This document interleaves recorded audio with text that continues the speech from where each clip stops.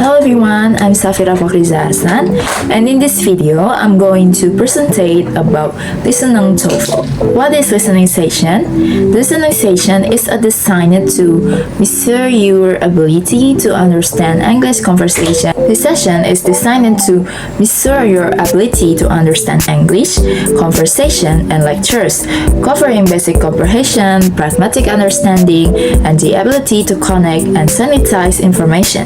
There are 6 types of questions in this listening session. They are GIS question, detail question, function question, organization question, connecting content question, and inference questions. First, GIS content and GIS purpose.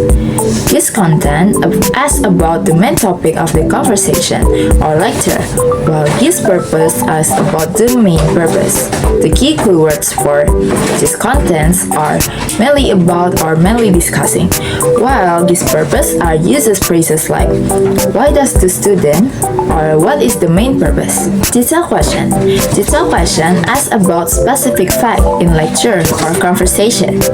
The key keywords are according to and what is. Trivial details are not really needed in these questions. Function question. Function question asks to identify particular meaning of the statement in given context.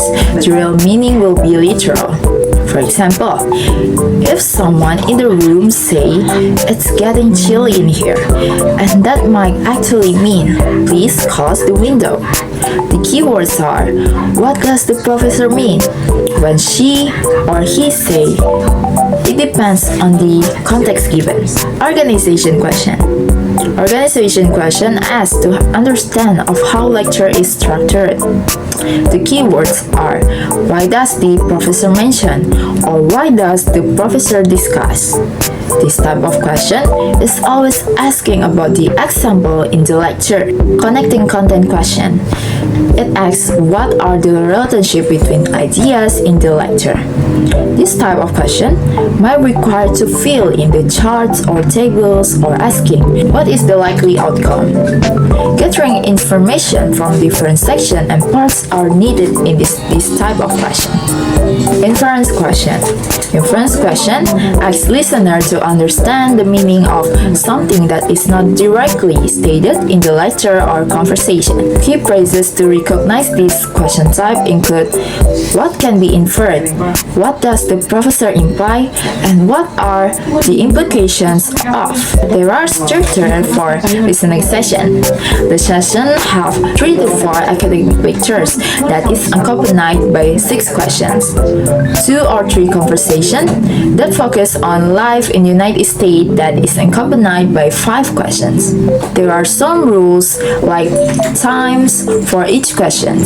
You cannot repeat the question again, you cannot change your answer after they were submitted, and more details. There are also more type of questions. The first one is main idea question. It asks us to identify the main point of a lecture or conversation. Common question forms include what is the main idea of the lecture or what is the professor mainly discussing.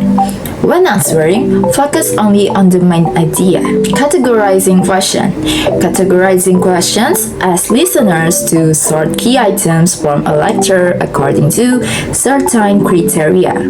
Some answers will be stated directly while others are implied, and the categories might differ from what is explicitly mentioned in the lecture. Edited question. This question is mainly based on how the speaker say it. It focuses on the speaker's attitude, what we can conclude from their attitude, like the information or their feelings. Feelings may also directly stated. The next is similarities and differences between paper-based and computer-based TOEFL listening tests. Both share similar passage types and language skills, but differ in visual, number of questions, and time control. The paper-based listening session section has 15 questions divided into 3 parts. Part A with short dialogues, Part B with long conversations, and Part C with academic talks or lectures. All recordings are played only once. And then 7 procedures for short dialogues in the paper-based TOEFL listening test. Focus on the second line of each dialogue as the answer is usually found there. The correct answer is likely a restatement of a keyword from that line, and common structures stated included passive, negative, wishes, conditions, and idiomatic expressions. Question progress from easy to difficult, so always answer every question and never leave blanks. If you only understand a few words, choose the answer that restates them. And if you understand nothing, choose the answer that sounds most different from what you heard. You only have 12 seconds between questions. Last but not least, skills for listening TOEFL. The first skills is listening short dialogues. Avoid similar sound in correct answer. Choices often contain words that sound similar to what you heard but have completely different meanings. 2. Listening for who and what in passive sentence. Passive sentence in short dialogues can be tricky because it's sometimes unclear who is performing the action. The key strategy is to note that if the dialogue uses an active statement, the correct one will likely to be a passive statement and vice versa. Number 3. Listen for who and what with multiply nouns. When a sentence contains more than one noun, incorrect answer choice often confused with performs which action.